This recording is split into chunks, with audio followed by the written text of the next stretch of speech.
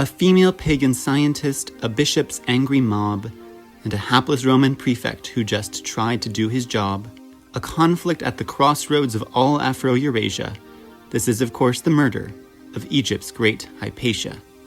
East Roman Alexandria, way back in 415, the bishop and the prefect had a quarrel quite obscene. They vied for local dominance within the council hall. Each used their key supporters to establish a cabal. While Cyril had an angry mob who punished the unclean, Orestes had the greatest mind the city'd ever seen.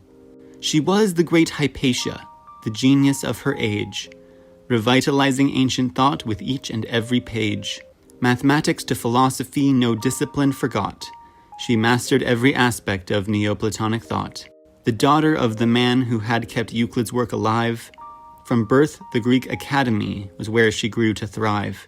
She took over the Museion, where her father used to teach, and pupils came from far and wide to hear her brilliant speech. Her commentaries and her instruments were all precise, and her long division method was both clever and concise. While she herself was pagan and remained in ancient ways, still Christian students marveled at her masterful displays.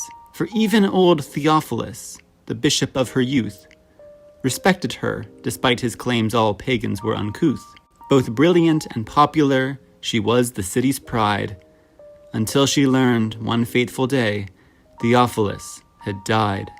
His nephew Cyril rose to claim the newly vacant role, but many in the cities soon opposed his new control. He impounded all their properties and stirred up zealous hate. His reckless populism made Hypatia quite irate. The prefect named Orestes also shared in her distress. While he had just been born again, they allied nonetheless. For Cyril had a zealous mob of clerics, thugs, and monks. Parabolani ruled the streets with all the grace of drunks. So Cyril used his mob of goons to terrorize the Jews. Orestes was so horrified, he told his boss the news. But Cyril went on unconcerned. The riots amplified. Orestes soon got caught in one, and very nearly died. A feud begun, he sought Hypatia's wise and measured hand. For after all, she was the smartest person in the land.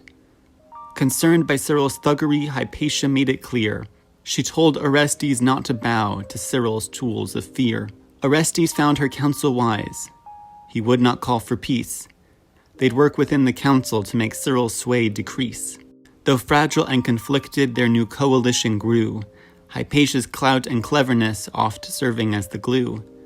While Cyril tried a smear campaign, she would not be impeded. And so the mob concluded that more drastic means were needed. Her carriage met a mob of thugs. What followed would be grim. They bludgeoned her with pottery and ripped her limb from limb.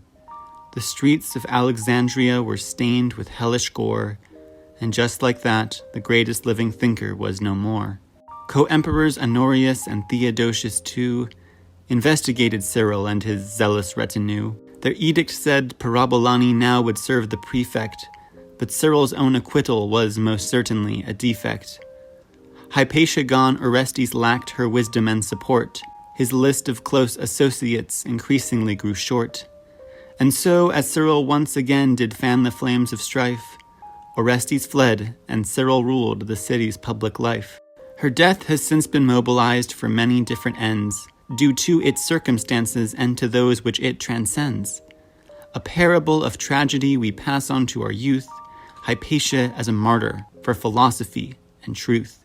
A figure who advanced the reach of science and its light, a world quite undeserving of a woman so damn bright.